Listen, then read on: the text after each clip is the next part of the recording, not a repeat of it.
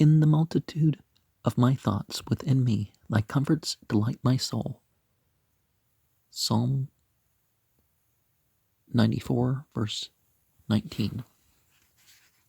Some people will talk about having thoughts that aren't their own, but being aware of these thoughts that aren't your own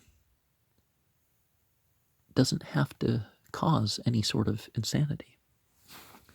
Perplexed but not in despair, cast down but not destroyed. 2 Corinthians 4, verses 8 and 9.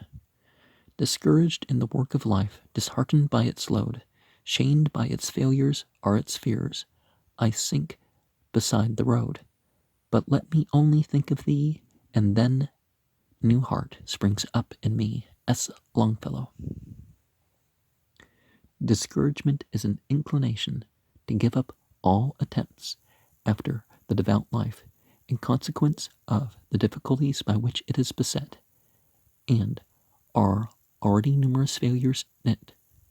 We lose heart, and partly in ill temper, partly in real doubt of our own ability to persevere, we first grow querulous and peevish with God, and then relax in our efforts to mortify ourselves and to please Him.